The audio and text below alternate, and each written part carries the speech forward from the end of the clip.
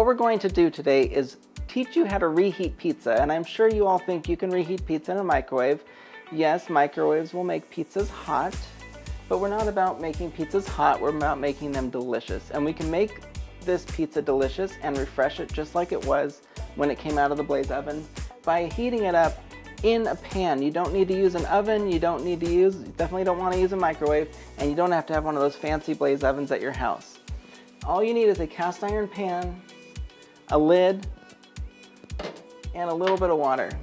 You'll see I'm in the back burner here on the stove, and the reason I'm using the back burner is because it's a smaller burner and you don't want to put too much heat into this pizza too fast, because if you do, the bottom will burn and the cheese won't melt and you won't have that beautiful kind of play between the crunchy bottom and the cheesy top.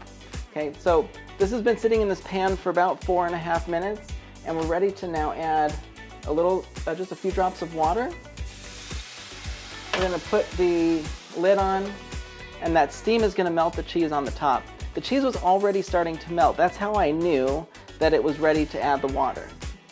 When the cheese begins to melt from the bottom heat, heating through the pizza, you'll see the cheese just begin to get soft. That's when you add the water. You let it go approximately another minute. That extra steam in there is going to melt the top of the cheese, and your pizza will stay crispy. Don't worry about adding a little bit of water, but we're not adding the water on the pizza, we're adding it away from the pizza.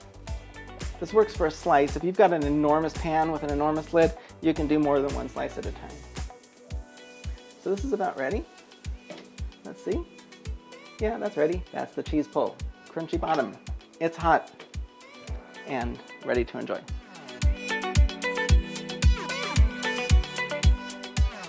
I reheat my pizzas sometimes on top of the stove and sometimes inside of the oven, depending on what I feel like. Both ways work pretty well. On top of the stove gives you the best results, but this way gives you a pretty good result too. The nice thing about using the oven is you can reheat more pizza at once. I have a very small oven here, so I have to use a really small pan. If you have a bigger oven, you can use a bigger pan and reheat more leftover pizza. I lined the pan with aluminum foil just because the cheese that's on here, if it drips onto the pan, it'll make the pizza stick, and I don't want to have the pizza stuck to the pan. I also have a sheet of aluminum here, foil as a cover. And this is an important step that not everybody does when they reheat pizzas, and I recommend it because you want to capture the steam that's remaining in the pizza. You don't want the pizza to get dried out and crispy on the top, you just want it crispy on the bottom.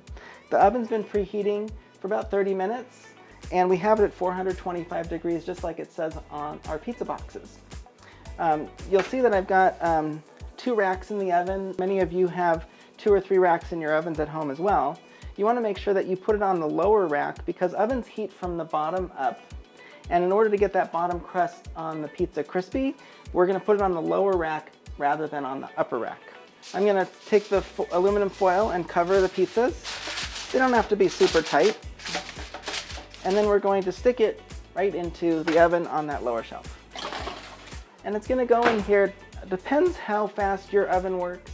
My oven's a little bit on the slow side. I think it's going to take probably about 7 to 12 minutes. So we heated these up with this aluminum foil on the top. It keeps them from getting too dry. You can see that the crust is nice and pliable on top. Crisped up a little bit on the bottom. Cheese is melted. Yeah, I'd say that's melted. And it's ready to go on the plates.